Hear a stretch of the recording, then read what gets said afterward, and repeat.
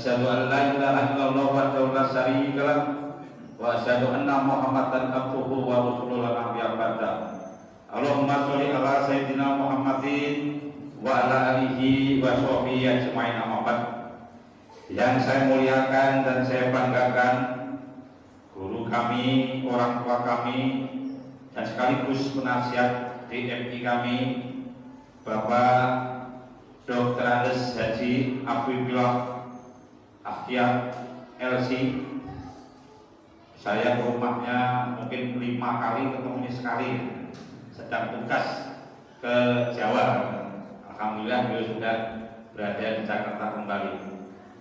Yang saya hormati pula Ketua DKM Masjid Asal Muslimin, rekan kami juga di DMI, khususnya di Ranting Harapan Mulia, Bapak Haji Popo Sulito, yang mesti Jawa ini Sulitonya. Yang saya hormati pula rekan-rekan kami dari DMI cabang, Bapak khusus Ustadz Yogi selaku Ketua Ranting beserta jajarannya, para alim ulama, para kiai, asatid, dan ibu-ibu sekalian yang saya cintai dan saya banggakan.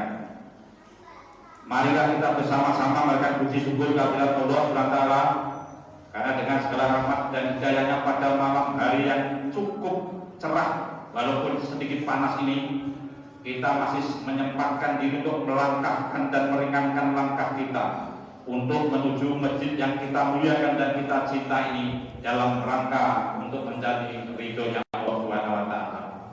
Salawat dan salam tak lupa mereka curahkan dan junjungan pada junjungan kita Nabi besar Muhammad Sallallahu Alaihi Wasallam beserta keluarganya, sahabatnya, tabiin, dan insya Allah yang hadir di tengah-tengah masjid yang kita cinta ini akan selalu mengikuti ajaran-ajarannya. Amin, amin ya rabbal alamin.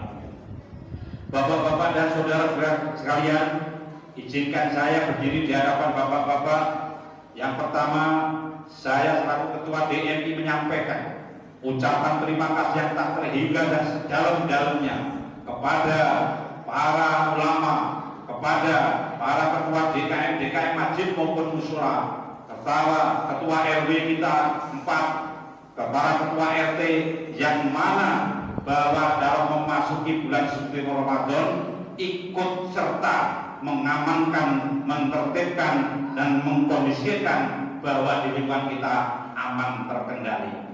Syukur alhamdulillah kita panjatkan kehadirat Allah Subhanahu wa taala bahwa tahun ini baik pemerintah, DMI provinsi maupun Menteri Agama melalui surat edaran baik yang dari DMI provinsi 066, dari Menteri Agama 03, dan juga dari Menteri Koordinasi Menko yaitu 3 Menko sudah membolehkan kita umat Islam untuk mengadakan sholat tarawih walaupun harus dengan protokol kesehatan. Dan alhamdulillah masjid ini telah menunaikan dan menerapkan protokol kesehatan. Namun yang saya harapkan Bapak Ibu dan saudara sekalian, protokol kesehatan yang dicanangkan pemerintah 5M ini, yuk kita kombinasikan dengan 5M dari keagamaan maupun dari para ulama.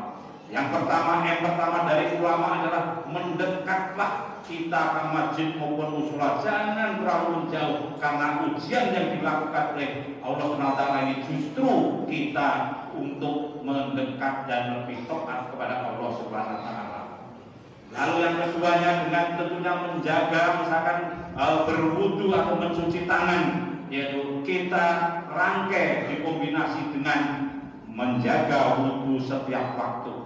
Coba bayangkan kalau kita setelah subuh wudu, begitu kita mau buka wudu, terus dirangkai, artinya apa? Dalam kondisi satu hari itu wudu kita harus kita tanamkan dan kita tancapkan di dalam hati kita, karena wudu jauh lebih efektif dibandingkan cuci tangan hanya sepergelangan tangan.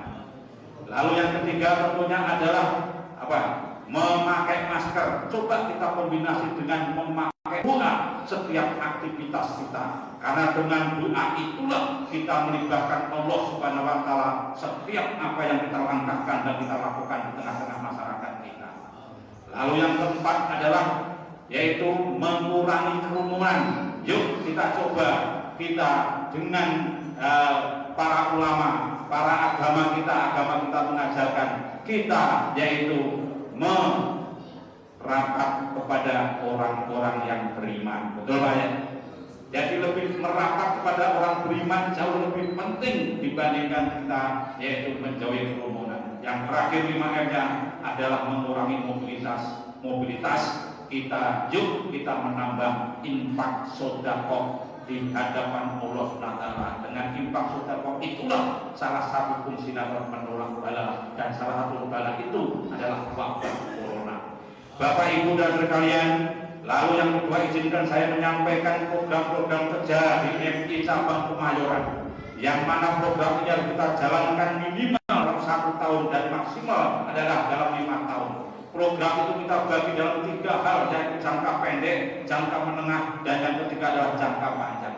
Jangka menengah tentunya, jangka pendek tentunya seperti yang kita lakukan pada malam hari ini, kunjungan, safari, silaturahmi, itu adalah harus menjadi makanan sehari-hari. Siapa yang apakah itu menjadi ketua ranting maupun pengurus dari cabang, untuk lebih akrab dengan umatnya. Karena DMI merupakan wadah perjuangan kita, DMI merupakan wadah untuk silaturahmi kita, DMI kita jadikan wadah penyambung lidah umat Islam khususnya di hadapan kita saudara sekalian.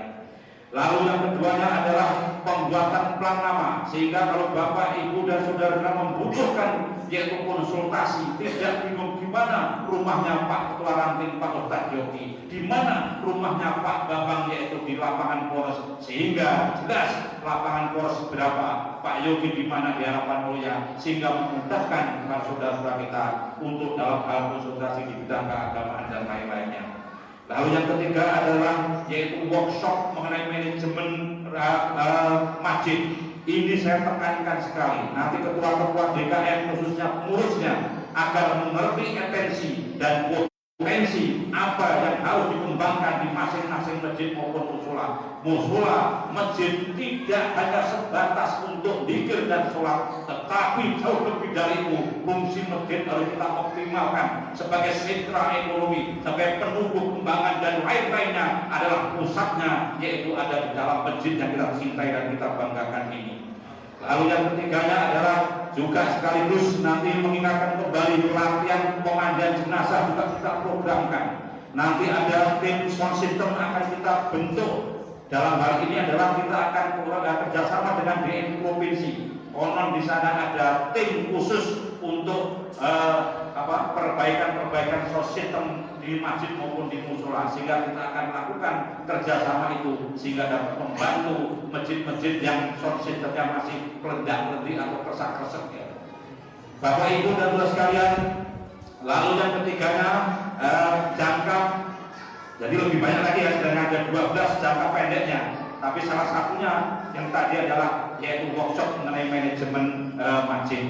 Lalu verifikasi database, kami membutuhkan database masjid maupun musola di wilayah masing-masing ranting, baik itu yang sudah menerima boti maupun yang belum. Gunanya apa? Tak kala kami diminta data dari Provinsi DKI Jakarta, saya langsung mendapatkan data itu dan keterangannya bahwa sekian masjid yang di lingkungan Harapan Mulia yang sudah dapat, ini musolanya yang belum, ini yang masjidnya yang belum, sehingga ini yang akan kita dorong. Karena program saya dalam tempo 5 tahun dan yang sesingkat-singkatnya, masjid maupun musola yang berada di naungan Kecamatan Kemayoran harus mendapatkan boti bantuan operasional tempat ibadah dari Pemprov DKI Jakarta dalam ini melalui yaitu DPM Provinsi DKI Jakarta. Ini yang harus kita canangkan. Jadi saya terus mendorong, makanya saya berterima kasih kepada Pak Yogi yang terus aktif. Yang ini belum Pak, mana datanya? Yang ini belum Pak, mana datanya? Kita dorong untuk tingkat provinsi, dan alhamdulillah tahun ini mungkin 17 musola, 2 masjid akan bisa mendapatkan boti di lingkungan Kecamatan Kemayoran. Alhamdulillah.